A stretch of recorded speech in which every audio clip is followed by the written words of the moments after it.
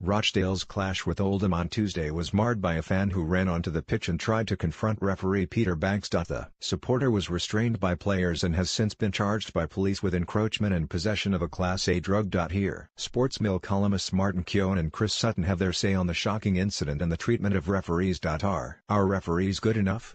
Martin Keown: I refuse to believe that our referees are not good enough.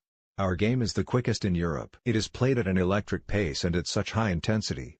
That makes it harder for our officials, but to be able to make decisions in that environment it must make them better, too. Chris Sutton: this has to have been the hardest season to be a referee. Officials are scrutinized more than ever before and VAR has only confused matters. It is interesting that Premier League teams have voted against bringing in VAR.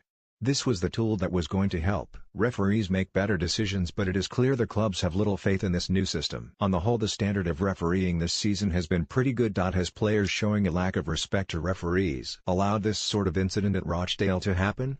Martin Keown: it is dangerous when someone like Gianluigi Buffon, one of the greatest ever goalkeepers and an ambassador for football in Italy, is not punished more severely for confronting a referee. People may use that as an excuse to overreact, but it is not all about the actions of players like Buffon. VAR has made it easier for players to get even more angry with referees.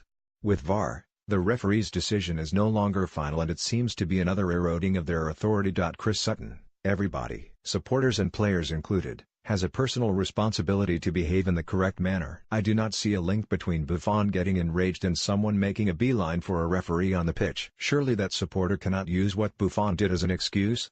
What needs to be done to fix the problems?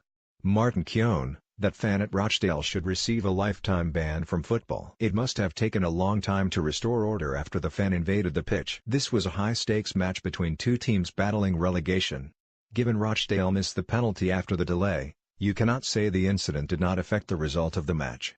When it comes to players, we must re-establish the authority of referees. What happened with Buffon cannot be allowed to become the norm.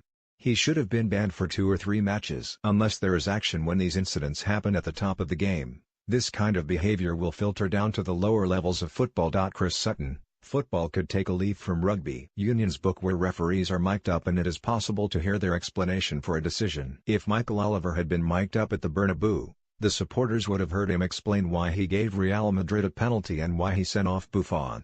Not everyone would have agreed with Oliver, but the sensible football fan would understand his thought process. If it became possible to hear the reasoning for decisions in real time, it would go a long way to changing the perception of referees. Did you ever feel embarrassed about the way you treated a referee? Martin Keown: I cannot recall a moment in my career when I was embarrassed by how I dealt with a referee on the pitch. I always tried my utmost to respect the officials. Though I would let a referee know if I thought they had missed a particular incident, I tried to remain respectful while doing so. Chris Sutton: the one time that really stands out was the first red card of my career. I was playing in defence for Norwich Reserves against Oxford and said some choice words to the linesman for failing to give an offside. He called the referee over who sent me off. I quickly learned that you cannot talk to officials in that way.